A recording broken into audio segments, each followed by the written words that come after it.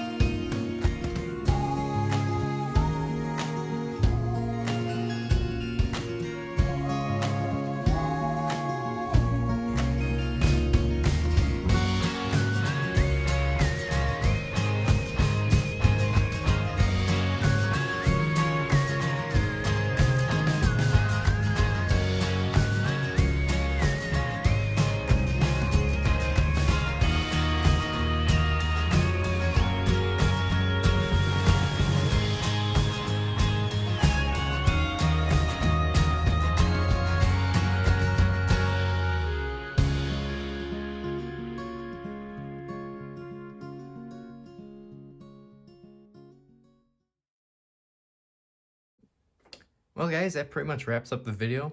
Again, it's always fun building this stuff for you guys to eventually come to watch and enjoy. But here we're actually going to go over a few major things that this set comes with, which is awesome because I usually don't do that, but we're going to start that now. So the first thing we have is, of course, is the main character that everyone probably wants to get out of this set, which is the 332nd Clone Trooper. As you can see, you got a nice orange helmet design there that follows off what Ahsoka looks like, and then we also have just a normal 501st clone body, so it's the same exact one you would see in the 501st Battle Pack, which is cool. Then it comes with Ahsoka herself now, as you can see. Pretty cool. Again, it uses the same headpiece as the one that we see in Rebels, the Rebel sets, it's okay. At least, anyway, it would have been cool if they do it like a different mold, but I guess at the same time, it gets the point across of who it's trying to be. Then you can see she comes with 2 lightsabers. It has pretty good printing. Again, Lego's been really stepping up on the leg printing recently. Anyway, mostly on the Clone Troopers, because they actually now finally are getting boot printing, which is pretty cool. And then we have the Battle Droid, which is it's funny because they give them 2 names. So you get a normal Battle Droid, and then you get the AAT Driver Battle Droid, which they are pretty much the exact same. So anyway, these guys are pretty cool. These are the first set I've actually gotten these in. I know they came in the AT-DP Walker, or DP Walker, I think, or you know what Walker I'm talking about, which is the one I can't think of the name, but pretty much this isn't the first time he came, or first rodeo for him. As you might not be able to tell on the camera here just because of how the lighting is, but it's interesting now because the blasters for the Battle Droids now, compared to what they give the Clone Troopers, it's more of a gunmetal color, which is, yeah, it's coming across. It's not really coming across down here. It's coming like a normal, just looks like a normal black blaster. But if you look at the clone here, you can see it's darker. So I guess you can kind of see. Let's see. Yeah, you can see how it's a lot darker than the one the Battle Droid has. So it's kind of interesting now that Lego's actually changing that up, because usually they would just give us all the same blaster, the same color, didn't matter, but now they're actually changing up, which is interesting. So that pretty much wraps up the figures now. So now we're going to go look at the kit here, or set. I keep on wanting to call that a kit. I'm just so used to Brickmania sets. But as you can see here, we have a nice, to me, like a lot of people I know are kind of complaining about the size of it, but at the same time, to me, the size actually isn't that bad. No, why? Anyway, I don't think it's exactly minifigure scale, but it kind of gives that presence off like it is, but I don't think it really is. But as you can see here, we have a movable cannon. It can go up a lot. I think a little bit too much for what it actually does in the movie, but anyway, I guess in Star Wars it doesn't really matter. It's all blasters anyway, so they probably don't need to put a shell in here unless they have to. It's probably a proton bomb anyway, so the world. But so that's cool. So this goes up and down. The turret does go 360 degrees turn radius, and then we also have an opening hatch in here. Well, let's see here. I think you can close it with the Battle Droid in here. I've seen it happen before. Yeah, there you go. So you can put the Battle Droid in there. And on top of that, you can also even put the other Battle Droid, or AAT driver, if you want to call it that. And then you can put them here in the front. Oh, the camera angle isn't that good, but you can put him right here in the front, and then so he's driving, and then you shut it, and then you got pretty much the tank is all set to go now.